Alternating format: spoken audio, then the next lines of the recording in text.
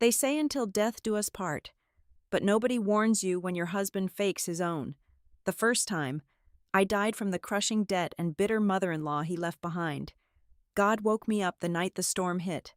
I am not running to that bridge to weep over an empty car again.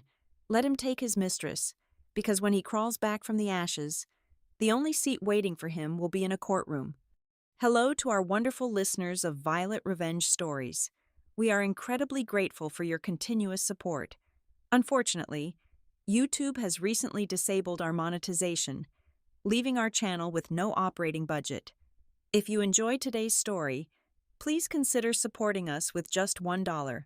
Your kindness will allow us to pay our hardworking staff so they can cover their living expenses and keep creating these stories for you. You can support us by scanning the QR code on your screen or by clicking the donation link in the description or the pinned comment of this video. Thank you so much. My name is Faith Turner, and I am 38 years old. I jolted awake. A blaring siren tore through the bedroom, competing with the deafening roar of rain smashing against the glass windows. My chest heaved as I clawed at the bedsheets, my lungs gasping for air that felt thick and damp. I looked down at my hands. They were smooth, completely free of the deep, rough calluses and joint pain that had defined my final years. I scrambled out of bed and rushed to the window. The sky outside was an angry, bruised purple, torn open by blinding flashes of lightning, the Great Oak Ridge Valley storm. The worst natural disaster in our history. I was back. God had actually sent me back to the exact day my life originally ended. Memories from my past life crashed into my mind with the violence of the storm outside. Today was the day my husband, Julian Vance, would execute his grand masterpiece of betrayal. He was going to use the utter chaos of this historic hurricane to stage a fatal car crash, sending his luxury vehicle plummeting into the treacherous depths of Dead Man's Ravine. The police would presume him swept away by the raging river, but he would not be dead. He would be miles away, driving out of state with his young mistress, Chloe, and every single penny of our life savings securely transferred to offshore accounts. In my previous life, I had been the devoted, foolish wife. Panic had consumed me completely. I had run out into the blinding tempest, desperate to find the man I loved. My blind loyalty had cost me dearly. I became trapped in a brutal mudslide, burying my legs in freezing sludge for hours on end. The severe hypothermia had left me with permanent, agonizing nerve damage, unable to walk properly. I was trapped under the tyrannical rule of Julian's mother, Beatrice. She had worked me into an early, miserable grave just to pay off the massive secret debts her precious son had left behind. A violent pounding on my bedroom door shattered my thoughts. "Faith, get up right now," Beatrice screeched, her shrill voice piercing through the heavy oak door. She burst into the room without waiting for an answer, her face twisted in a mask of demanding fury. "Julian has not answered his phone in over 2 hours. The storm is getting worse by the second. Take the car and go look for him this instant. He said he was taking the mountain pass." I turned to face the woman who had made my last life a living hell. She was wearing her expensive silk robe, fully expecting me to risk my life so she could go back to sleep comfortably. A cold, hollow laugh bubbled up in my chest. I walked over to the dresser, picked up the heavy set of car keys she had tossed on the vanity, and held them out. "I am not going anywhere near that mountain, Beatrice," I said, my voice eerily calm against the backdrop of the howling wind. Beatrice's jaw dropped, her eyes bugged out in sheer disbelief. "Excuse me, how dare you speak to me like that? That is your husband out there." "If you are so worried, you go find him," I replied flatly. I tossed the keys directly at her chest. She fumbled to catch them, stumbling backward. Without another word, I grabbed a heavy raincoat from the closet, turned my back on her sputtered insults, and walked out the door. I left her standing there, completely frozen in shock. I did not go to the garage. I grabbed my old truck parked in the driveway, the one Beatrice always said was an eyesore. Starting the engine, I pulled out into the torrential rain. I did not drive toward Dead Man's Ravine where Julian was busy playing dead. I steered the wheel firmly in the exact opposite direction. I headed straight for the eastern suburbs, an older neighborhood nestled right beneath the unstable slopes of the valley rim. My knuckles turned white on the steering wheel as I navigated the flooded roads. In my past life, tomorrow's news broadcast had been permanently seared into my brain. It was not just Julian's fake death that had made headlines. A massive landslide had wiped out a house on Elm Street, tragically burying an elderly couple and their golden retriever alive. I slammed on the brakes as I reached the familiar blue house. The soil on the hill above it was already groaning, thick streams of mud bleeding onto the porch.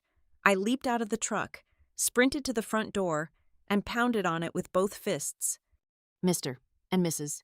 Miller, get out, the hill is coming down," I screamed, kicking the door open when they finally unlocked it. The elderly couple looked terrified, clutching their dog. I did not give them time to ask questions. I grabbed the old man's arm and dragged them toward my truck. We had barely slammed the doors shut and reversed onto the main road when a deafening roar shook the earth. A tidal wave of earth, trees, and rocks collapsed directly onto their property, crushing the blue house into a flat pile of splintered wood and mud. "Mrs.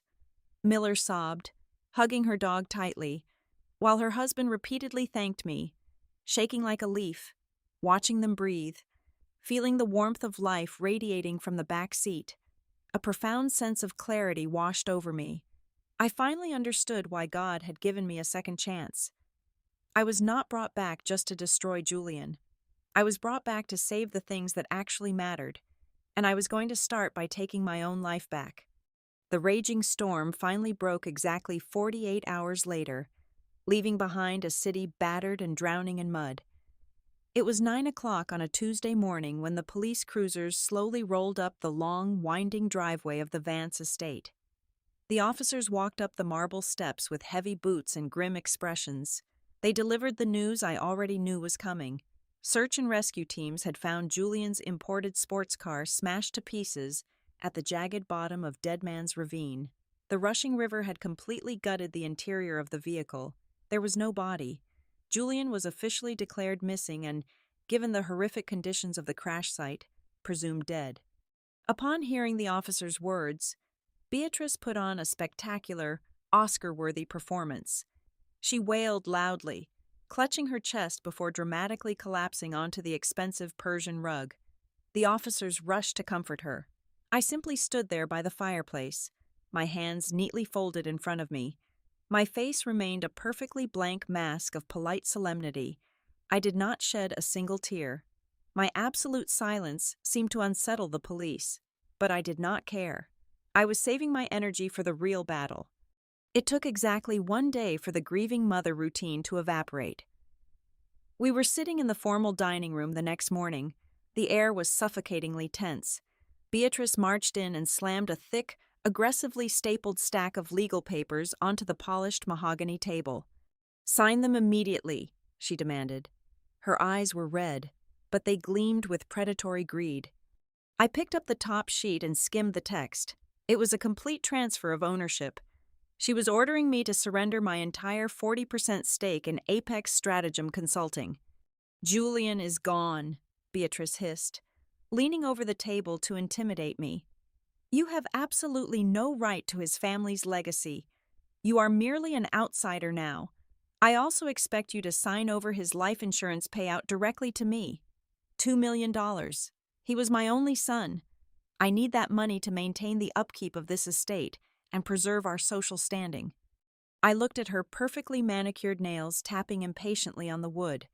Slowly, deliberately, I picked up her meticulously drafted documents, gripped the edges, and tore them perfectly in half. I let the torn pieces flutter down onto her expensive porcelain tea set.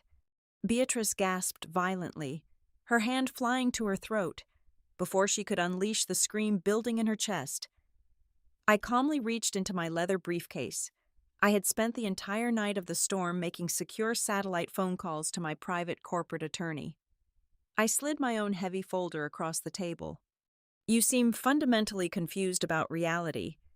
Beatrice," I said, my voice dropping to a temperature that could freeze boiling water. Apex Stratagem Consulting was founded using my personal inheritance, not Julian's money. Those notarized corporate charters prove my absolute, uncontested control over every single share. You are entitled to nothing. Before she could process the blow, I pulled out a second, much thicker stack of papers. Now let us discuss your son's actual legacy, I continued relentlessly.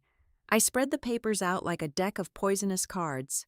Credit card statements, bank overdraft notices, loan default warnings. Julian was drowning in secret debt. He had 7 different platinum cards maxed to the absolute limit.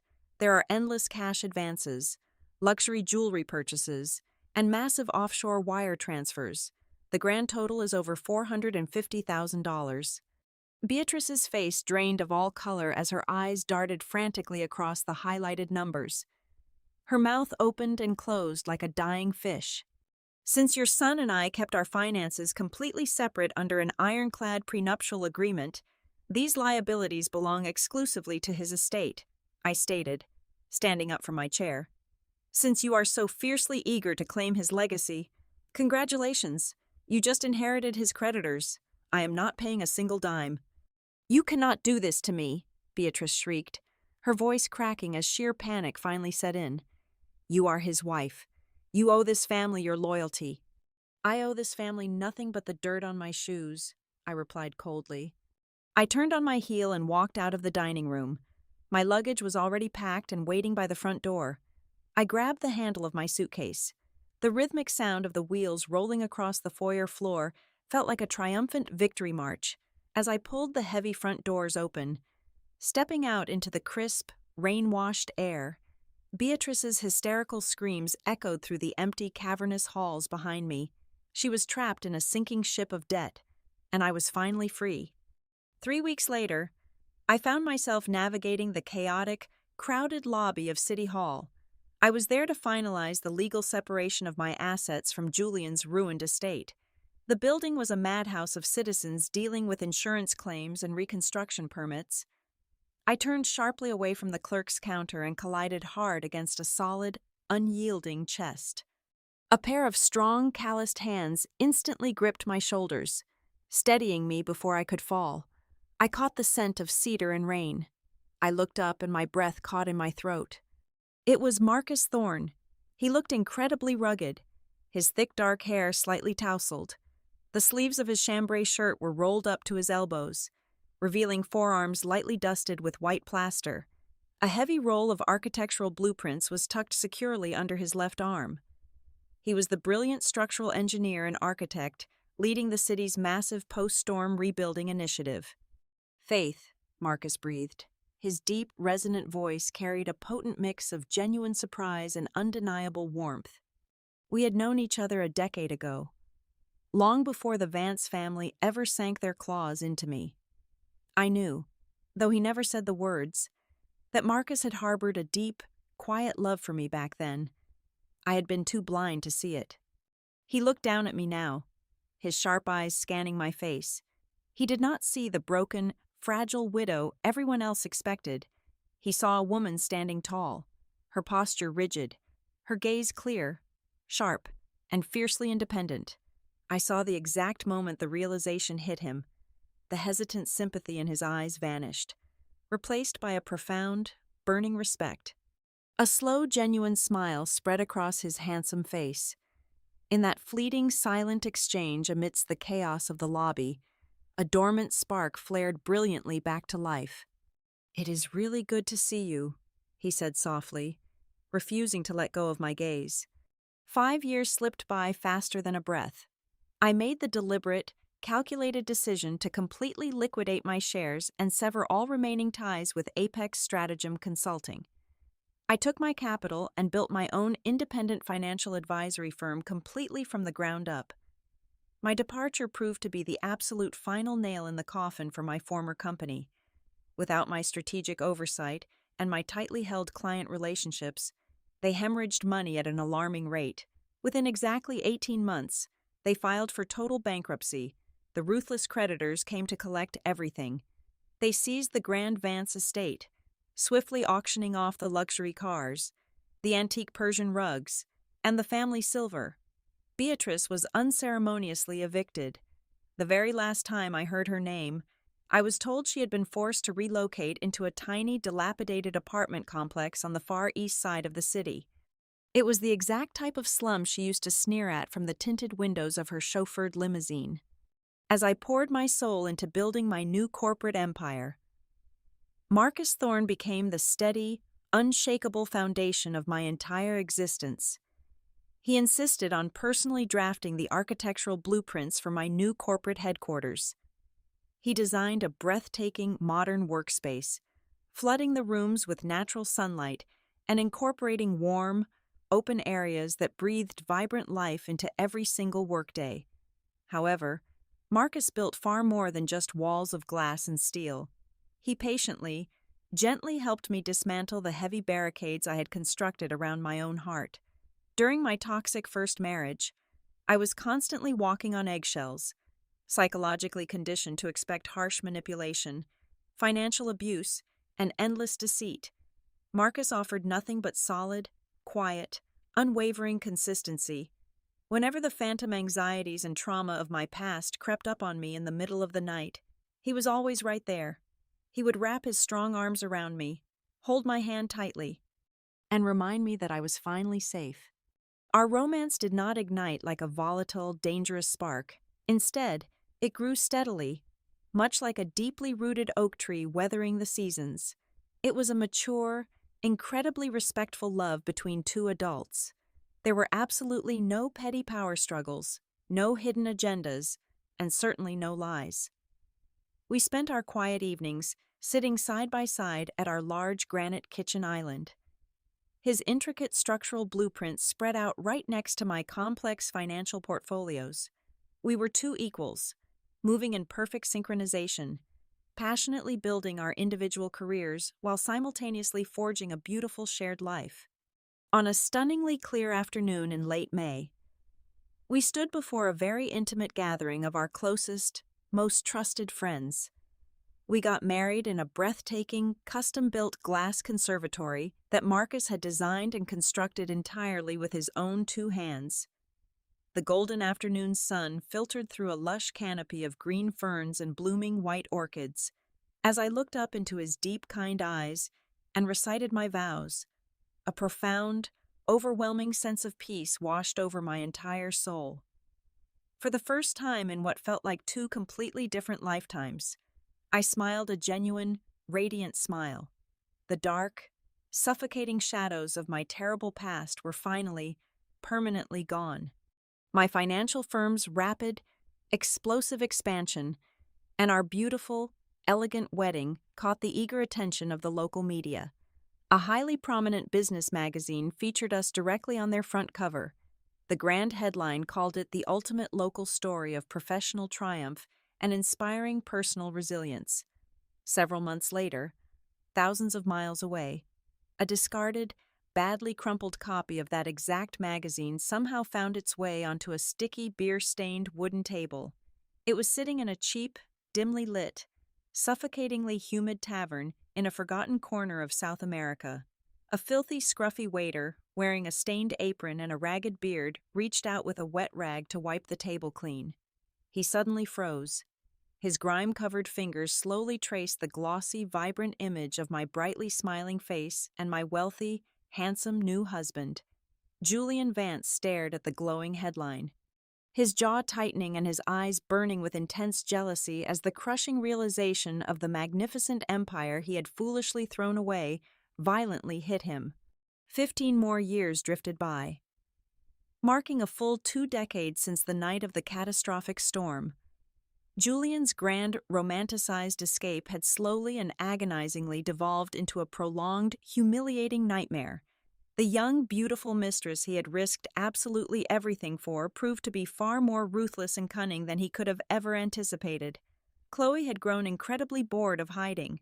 She expertly manipulated him, convincing him to sink every single stolen dollar into a series of elaborate, fraudulent cryptocurrency ventures promising massive returns. When the digital markets inevitably crashed and the anonymous scammers vanished into the ether, so did Chloe. She abandoned him in a cheap, bug-infested motel in the dead of night, taking the very last of his physical cash and leaving him with nothing but the filthy clothes on his back. Julian spent the next decade and a half scraping the absolute bottom of the barrel in South America, washing greasy dishes, sweeping tavern floors, and sleeping in damp alleyways just to survive. Finally, desperate, exhausted, and completely broke, he made the grueling, incredibly dangerous journey back to the United States. He sneaked across the southern border hidden in the suffocating back of a produce truck, arriving back in Oak Ridge with empty pockets and a head completely full of toxic delusions. He foolishly believed that his mother, or perhaps even his grieving, loyal widow, had somehow managed to salvage some small piece of the grand Vance family fortune. He genuinely expected a tearful hero's welcome and a comfortable, hidden inheritance waiting patiently for his return. He walked for several miles to the old estate, only to find unfamiliar, ultra-modern luxury cars parked in the driveway and a towering, gated security system he did not recognize. Strangers lived in his home. It took him 3 agonizing days of wandering the streets and asking questions to finally track down his mother. When he knocked on the peeling, splintered door of apartment number 412 on the impoverished, crime-ridden east side of the city, the harsh reality of his selfish actions finally hit him. Beatrice was no longer the arrogant, diamond-draped matriarch of high society. The woman who slowly opened the door was incredibly frail, wearing a tattered, moth-eaten gray sweater.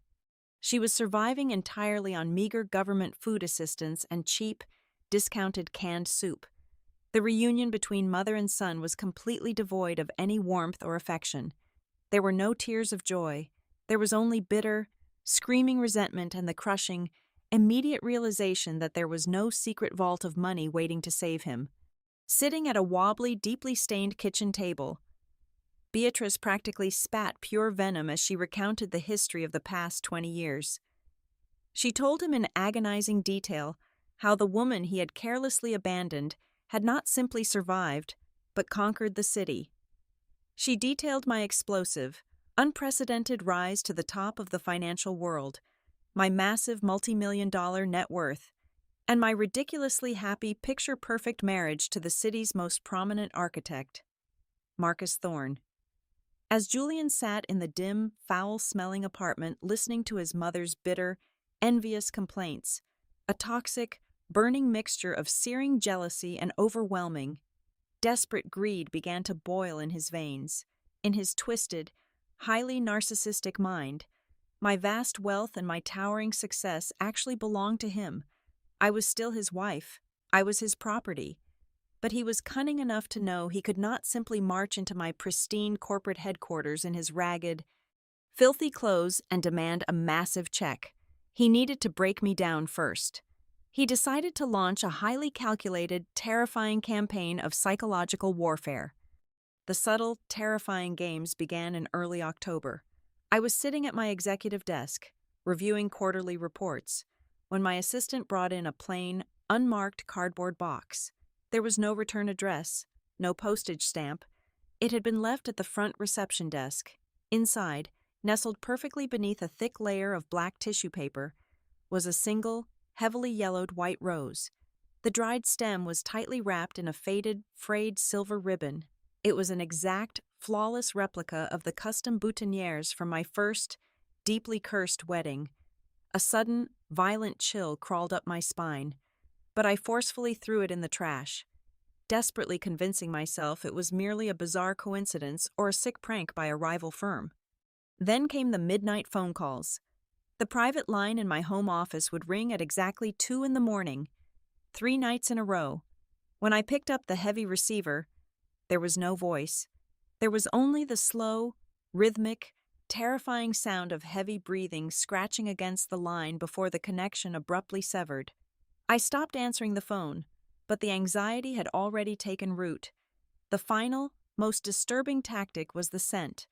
One evening, after working late until 9 o'clock, I stepped into my private, secure elevator to head down to the parking garage. As the doors slid shut, the confined air suddenly felt thick and heavy with a very specific, aggressive fragrance. It was a rare, extremely expensive custom-blended sandalwood and amber cologne. It was the exact, undeniable scent Julian had bathed in every single day of our miserable marriage. Julian's strategy was profoundly insidious and deeply cruel. He wanted to shatter my absolute sense of safety and security. He wanted me to believe that the vengeful ghost of my dead husband was haunting me, aggressively driving me to the absolute brink of total mental collapse. He carefully calculated that if I was completely panicked, severely emotionally exhausted, and constantly doubting my own sanity, I would become incredibly weak and highly vulnerable. Once he had me backed into a terrifying psychological corner, he planned to step out of the dark shadows. He would miraculously reveal that he had survived the horrific crash, falsely claiming he had suffered from severe, long-term amnesia for 2 decades. He intended to use his legal status as my returning, legitimate husband to forcefully seize control of my massive assets, completely invalidating my current marriage and tearing down every single thing I had built with my own 2 hands. For a brief, utterly terrifying few days, his sickening plan almost worked. I found myself constantly looking over my shoulder, jumping at minor shadows, and feeling a suffocating, paralyzing tightness in my chest that I had not felt in 20 years. I was standing in my home office on a cold, rainy Friday evening, trembling slightly as I stared out into the dark, windswept garden. I was genuinely beginning to wonder if I was losing my mind, if the trauma had finally broken me. The heavy oak door creaked open, and Marcus walked in. He immediately noticed my pale, deeply shaken demeanor. He did not ask what was wrong or offer empty platitudes.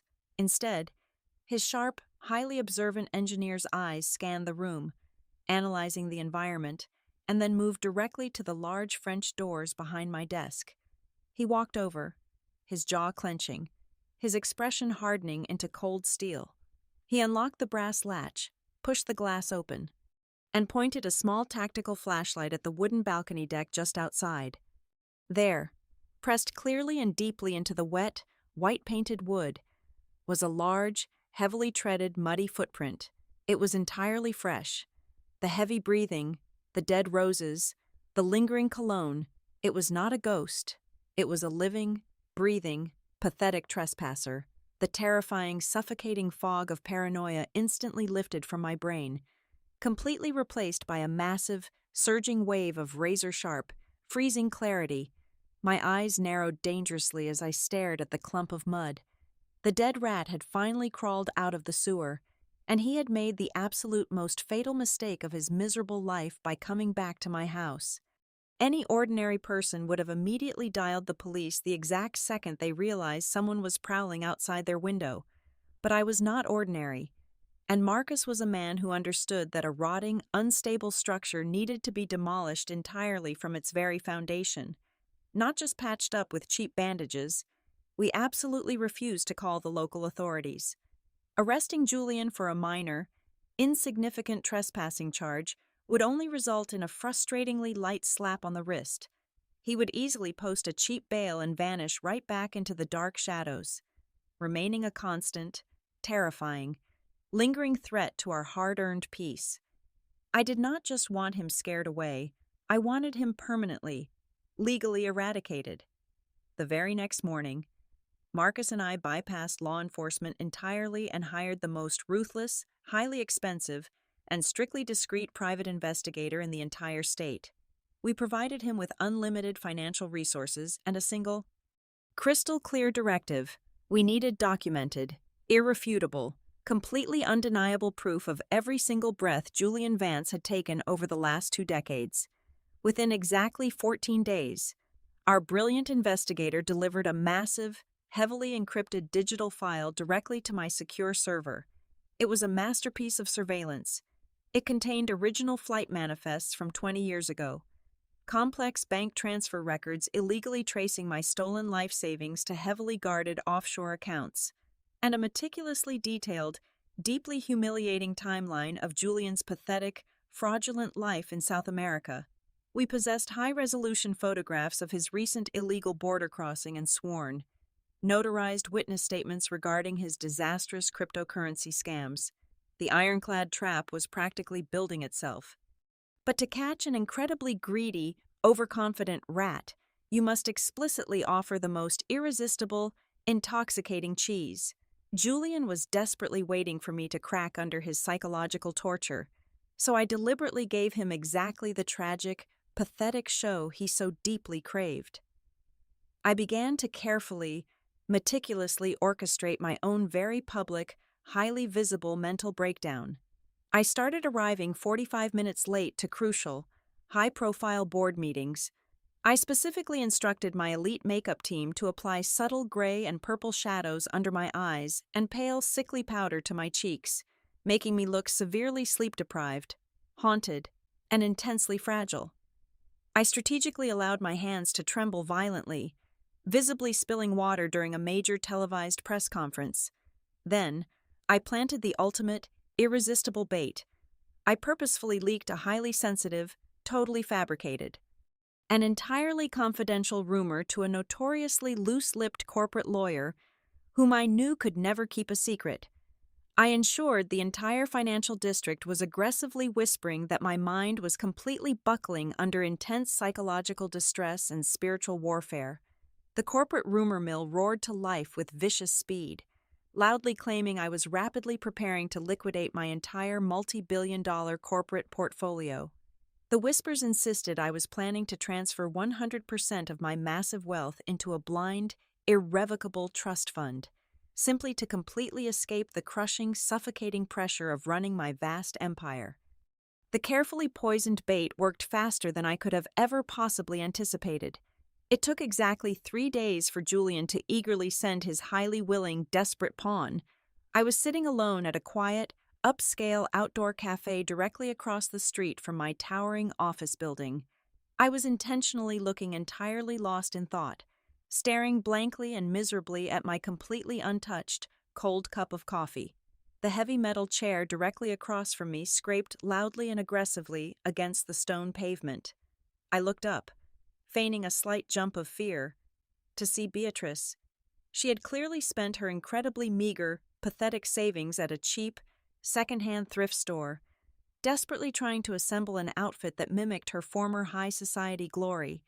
But the fraying velvet collar, the cheap synthetic fabric, and the highly overpowering, inexpensive perfume completely betrayed her miserable, impoverished reality.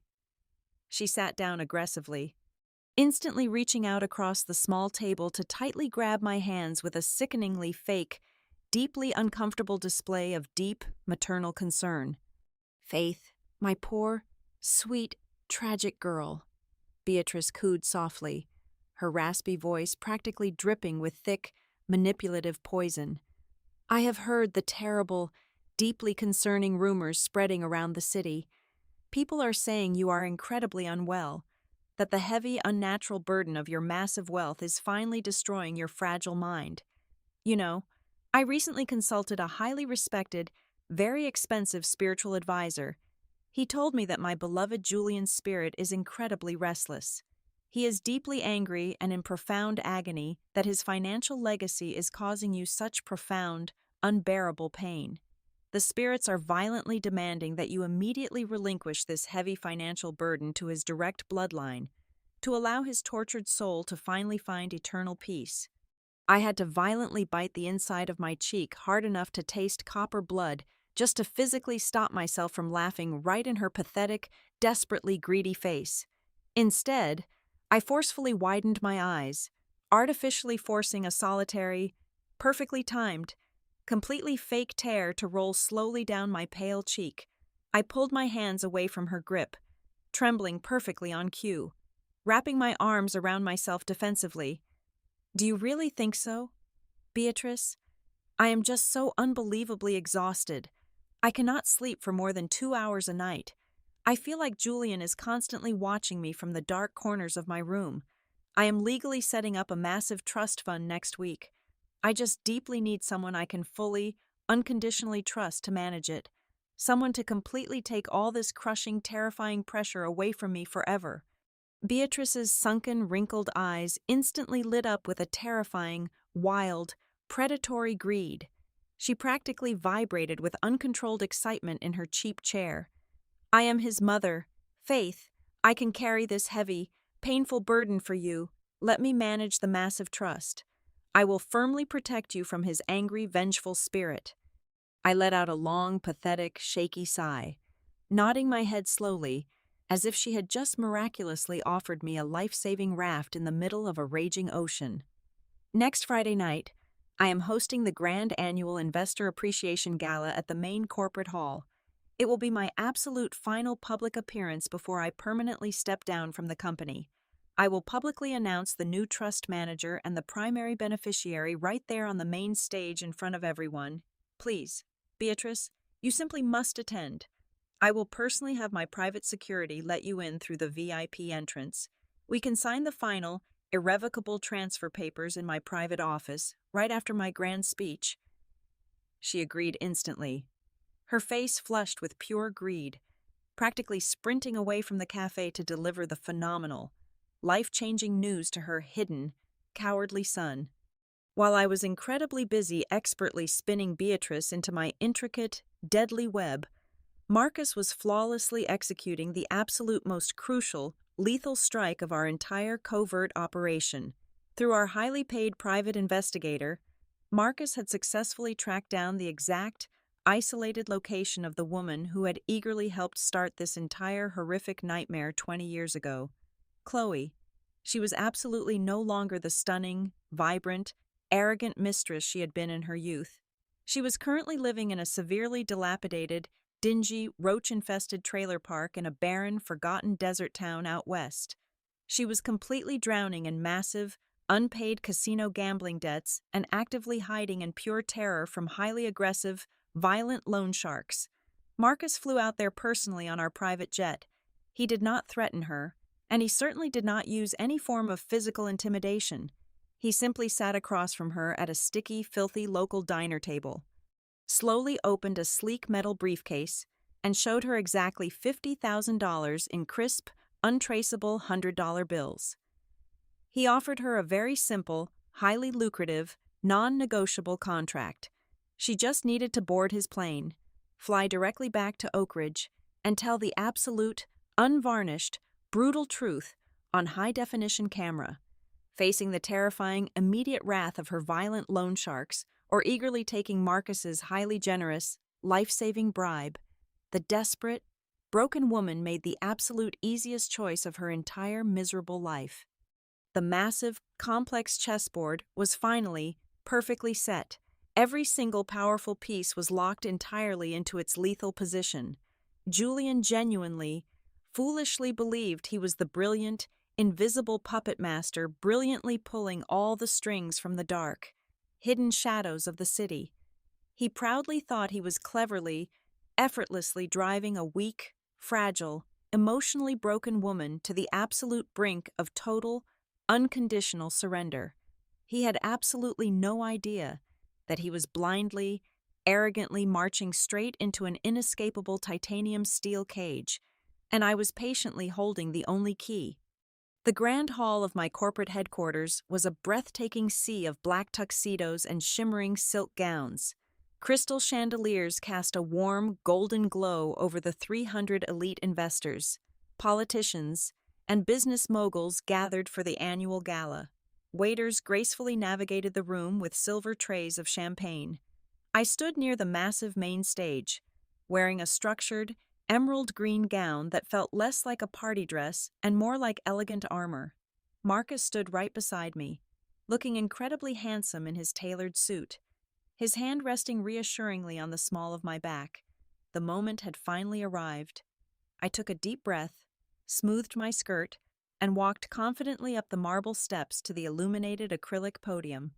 The dull roar of the crowd hushed into an eager silence.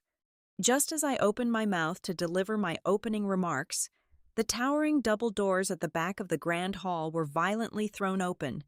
The heavy mahogany slammed against the walls with a sound like a gunshot. Every single head in the room snapped around. Standing in the doorway, breathing heavily, as if he had just run a marathon, was Julian. He was wearing a shockingly sharp, charcoal gray suit. I knew exactly what it cost him. He had undoubtedly begged, borrowed, or stolen the absolute last remaining pennies he could find to rent that outfit, desperately trying to mask the filthy, destitute reality of his life. He slowly walked down the center aisle, the bright spotlights catching his meticulously styled hair. He did not look at anyone else. He kept his eyes locked entirely on me. Halfway down the aisle, he stopped, dropping to one knee, and let out a choked, agonizing sob.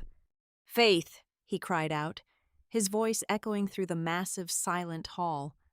"My beautiful, beloved wife, I am finally home." A collective, horrified gasp ripped through the crowd of high society guests. Murmurs erupted instantly. Julian stood up, wiping away perfectly timed, fake tears. "I know this is a massive shock to everyone," he announced loudly to the bewildered audience. 20 years ago, during that terrible storm, my car was forced off the road. I was pulled from the freezing river by strangers. I suffered from profound, traumatic amnesia. I was completely lost, taken across the border against my will, entirely unable to remember my own name or my magnificent life here. But by a sheer miracle of God, the heavy fog finally lifted from my broken mind. I remembered the love of my life, and I fought my way back through hell just to find her. Right on cue. Beatrice pushed her way through the crowd, wearing the exact same cheap thrift store dress from the cafe. She threw her arms around Julian, wailing hysterically, loudly praising the heavens for returning her precious boy from the grave. Julian gently patted his mother's back before turning a hard, greedy glare toward Marcus. "I have also learned that another man has falsely taken my rightful place," Julian declared, his voice rising with theatrical, righteous anger. "Let me be perfectly clear. My marriage to Faith is still entirely valid. Any subsequent union is absolutely illegal. Therefore, I demand an immediate, total freeze on all her corporate assets, trust funds, and properties. That wealth legally belongs under the joint control of her true, living husband." The grand hall erupted into absolute chaos. Reporters who had snuck into the event were frantically typing on their phones. Board members were whispering furiously. Julian stood tall, puffing out his chest, wearing a sickeningly triumphant, arrogant smirk. He genuinely believed he had just delivered the flawless checkmate move. I did not panic. I did not faint. I simply looked down at him from the high podium and smiled. It was a cold, razor-sharp smile that made the arrogant smirk instantly melt right off his face. "What a truly magnificent, heartbreaking story." "Julian," I said, leaning directly into the microphone. My calm, steady voice sliced through the frantic noise of the room. "But there is just one tiny, insignificant flaw in your grand fairy tale." I reached into the pocket of my gown, pulled out a small black remote, and pressed the single red button.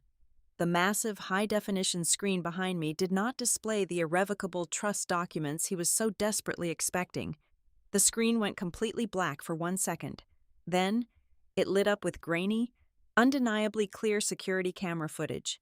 In the bottom corner, the bright yellow timestamp clearly displayed the exact date of the historic hurricane, 20 years ago. The video showed the bustling interior of the international airport. The camera angle perfectly captured Julian. He was not drowning in a river. He was standing near a departure gate, vigorously kissing Chloe, holding 2 massive duffel bags stuffed tight with stolen cash. The crowd erupted into completely deafening, shocked screams. I clicked the remote again. The old footage vanished, instantly replaced by a modern, crystal-clear video of Chloe sitting in a bright room. "My name is Chloe Jenkins." Her recorded voice echoed through the hall. 20 years ago, Julian Vance and I deliberately staged his death. He packed his car with rocks, pushed it into the ravine, and we fled the country with all of his wife's money to commit massive life insurance fraud. Julian turned ashen white. He stumbled backward, completely losing his balance and crashing into a tray of champagne glasses. The glass shattered violently across the polished marble floor. Before he could even attempt to run, the heavy side doors of the grand hall flew open. A squad of federal agents wearing dark tactical jackets marched swiftly into the room. "Julian Vance," the lead agent barked, flashing a gleaming silver badge. You are under arrest for first-degree life insurance fraud, massive federal tax evasion, and multiple counts of severe identity theft. Beatrice completely lost her mind. She shrieked like a wild animal, her face turning purple with rage. She lunged violently toward the stage, her hands forming claws, screaming that I was an evil, lying witch who had ruined her family. Marcus stepped gracefully in front of the podium. With one single, effortless motion, he caught her wrists, stopping her dead in her tracks. He did not even break a sweat. He simply signaled to the towering security guards by the stage. They quickly grabbed Beatrice by her arms and dragged her kicking and screaming out of the grand hall. The entire room of elite guests watched her humiliating exit with absolute, unapologetic disgust. Down on the floor, the federal agents forcefully kicked Julian's legs apart and violently slammed cold steel handcuffs onto his wrists. The confident, arrogant puppet master was entirely gone. He fell painfully to his knees, his face completely drenched in genuine, pathetic tears. He looked up at me, trembling uncontrollably. "Faith, please," he begged, his voice cracking into a high-pitched whine. "Have mercy. We were a family." I walked slowly down the marble steps of the stage, my emerald gown trailing elegantly behind me. I stopped right in front of him, looking down at the pathetic, broken man who had stolen my first life. I leaned in very close, keeping my voice low enough so only he could hear my final, irreversible verdict. "Your memory might be lost, Julian," I whispered coldly, "but the law and I are not. Welcome back from the dead. Now go to hell." I turned my back as the police aggressively hauled him up by his collar and dragged him away. The heavy doors closed behind him, permanently sealing his miserable fate. The grand hall remained stunned in total, breathless silence for a brief moment. Then, Marcus walked down the steps, holding 2 crystal flutes of champagne. He handed one to me, his eyes shining with profound pride and deep, unwavering love. I linked my arms securely through his. We raised our glasses high together, standing bathed in the warm, brilliant lights of the chandelier. I took a slow sip, feeling the crisp, sweet victory on my tongue. I was no longer a victim.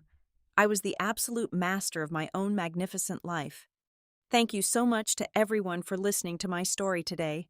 I would love to know where you are all listening from, so please let me know in the comments. If you found today's story entertaining and satisfying, I politely ask you to please help our channel by donating just $1. You can easily do this by scanning the QR code right on your screen, or by clicking the donation link located in the description box or the pinned comment below. Your incredibly kind support provides the vital funds needed to pay our dedicated staff, allowing them to support their families and continue creating even more amazing stories for you to enjoy. Thank you again, and have a wonderful day.